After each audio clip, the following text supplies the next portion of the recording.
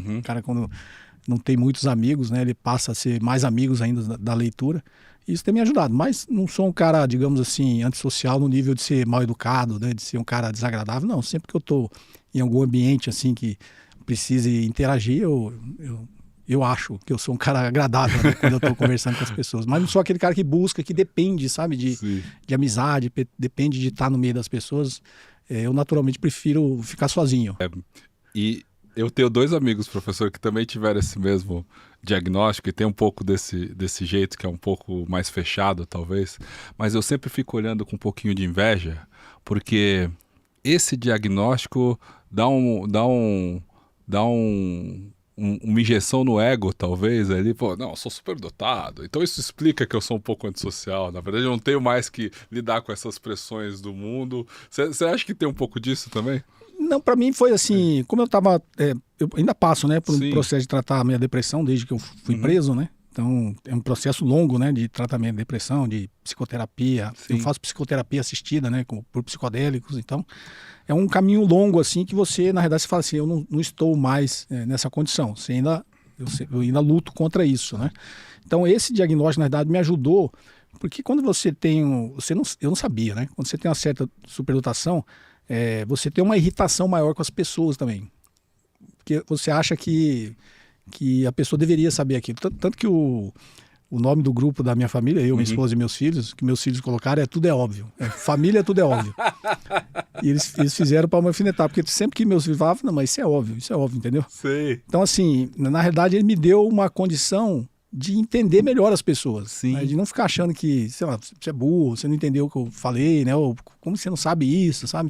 Então, isso, de certa forma, é uma coisa desagradável. Sim. De uma pessoa que tem superdotação, de tratar as outras pessoas assim. Então, isso me deu uma condição de entender que eu tenho uma neurodivergência e não necessariamente as pessoas são menos inteligentes do que eu. Às vezes elas conseguem fazer outras conexões que eu não faço, ou que eu faço de uma forma diferente, né?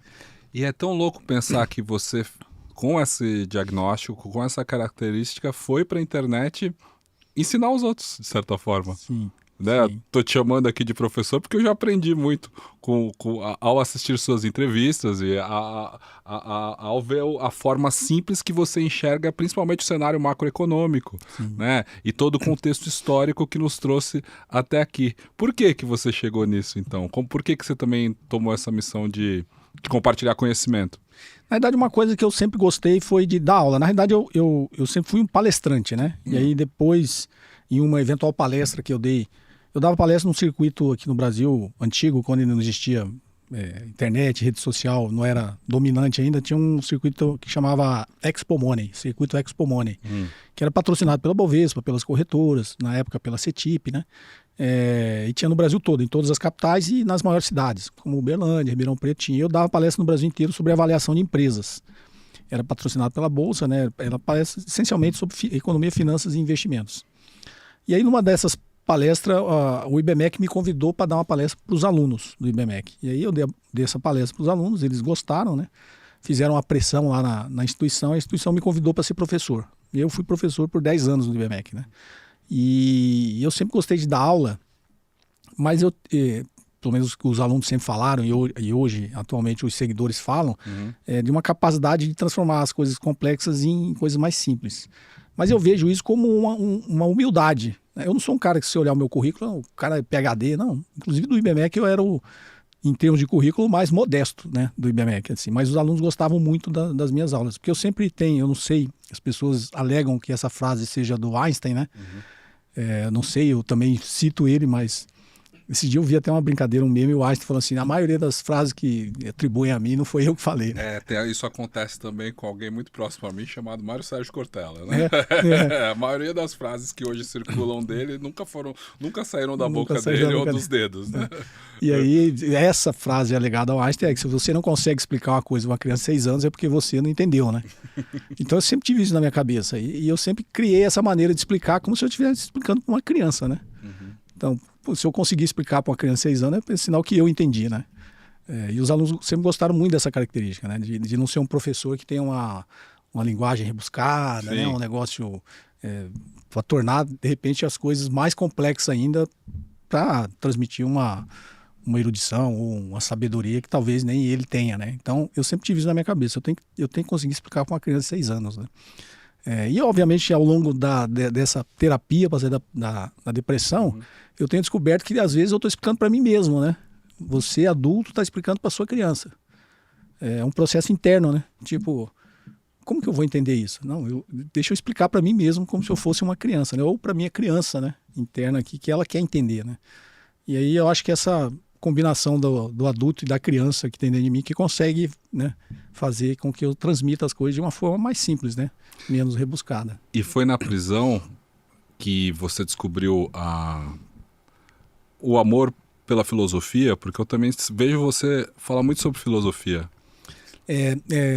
Eu costumo dizer, eu fiz uma pós em filosofia e acho que foi a única coisa, foi o único estudo na minha vida que realmente me deu prazer, sabe? Me deu prazer, tanto que eu estudei mais do que precisava. Geralmente a gente estuda o que precisa, né? Vou fazer uma prova disso, aí você estuda aquilo, precisa aprender isso. E eu estudei ao longo da minha vida, eu sou formado em administração, sou formado em marketing e tenho pós-graduação em finanças, né? Sou conselheiro de empresas pela Fundação Dom Cabral, mas você pega esse meu currículo, tudo que eu fiz tinha um sentido econômico. Né? Tudo que eu estudei é porque eu queria extrair algum resultado daquilo. Por que eu estudei finanças? Porque você entender bem de finanças, você vai trabalhar no mercado financeiro, vai ganhar dinheiro e tal. E filosofia não, eu estudei por prazer. Né? Foi a única coisa que eu estudei sem nenhum objetivo econômico. Vou estudar porque eu quero, né? Porque eu quero entender. Eu sempre fui curioso nessas obras que todo mundo cita de filósofos, eu sempre tive essa curiosidade. Como eu estava no mercado financeiro, nunca tinha tempo, né? Porque filosofia você precisa ter tempo. Sim. Como você falou, são leituras um pouco mais densas, né? Mais profundas, que não é ciência exata igual finanças, né? Você vê, fez a conta, aprendeu a fórmula e faz, né? A água, Pedro. Boa. Então, assim, filosofia não. Me deu um trabalho, digamos assim, intelectual muito maior de estudar, mas também me deu muito mais prazer. E foi uma coisa que até hoje eu ainda leio, né? Então, assim, eu tenho essa gratidão pela filosofia, sabe? Que a filosofia me trouxe outras formas de ver a vida, ver o ser humano, né? Ver o conhecimento, ver a sabedoria, e como a gente pode utilizar, né? Tudo que o ser humano produz de conhecimento em benefício da própria humanidade, né? E aí eu faço de novo esse contraponto. Tudo que você aprende hoje, economia, de finanças, você está aprendendo aquilo para o seu próprio sucesso e não para o sucesso da humanidade, da sociedade como um todo, né? Então, minha grande crítica sempre que eu falo de economia política é essa, né? A economia não é um fim, a economia é um meio. A economia tem que servir a sociedade, né? E o que a gente vê hoje nesse mundo capitalista é a sociedade que serve a economia, né? Sim. E, obviamente, a economia é uma economia com capitalismo de concentração de renda. Sim. Então, a gente vê a grande maioria da população da sociedade trabalhando em prol de gerar cada vez mais riqueza uma minoria da população, né? Total. Eu quero chegar nesse tema com você, mas antes eu quero trazer um ponto que você me falou que chamou minha atenção, é que a depressão então bateu no senhor, né? Na prisão, né? Nessa ocasião a partir de 2018, e você falou que você tem o tratamento assistido com psicodélicos. Isso. A gente falou sobre isso aqui num dos episódios. Esse é um dos temas que eu acho mais interessantes nas pesquisas que estão avançando para isso já há bastante tempo. 2018, 2019, por causa do meu trabalho com marketing digital, né, com tecnologia, eu frequento um evento lá em Austin desde 2018, que é o South by Southwest, né, que muitos brasileiros começaram a ir para lá, e eu já vou há algum tempo, e do começo, quando eu comecei em 2017, 2018, já tinha uma vertente muito forte do uso de psicodélicos no tratamento de várias questões, né? E como isso estava sendo cada vez mais abordado, e a gente vê isso com muita intensidade agora, hoje, pós-pandemia, né? Como que chegou até você isso? Porque não sei se isso ressoa, professor, mas eu sou alguém que sempre foi muito racional, né? Muito racional. E agora eu vou fazer 42 anos esse ano, e nessa virada de setênio, né, que é da antroposofia, né, para os 42 anos, eu tô me abrindo muito pro espiritual, assim. O surgimento desse podcast, de querer encontrar gente e falar, tem muito a ver com isso. E aí, pô, aprendendo mais sobre psicodélicos, aprendendo mais sobre as coisas que a gente não explica, né? Fui fazer até constelação familiar recentemente. Trouxe aqui minha consteladora, inclusive, num dos episódios. Enfim, tô nessas, né? Você chegou nisso também para o tratamento da depressão, mas foi esse autoconhecimento que abre o espaço para coisas que não são racionais que te abriu esse lugar? Na realidade foi, eu diria assim, foi uma espécie de desespero para sair da depressão.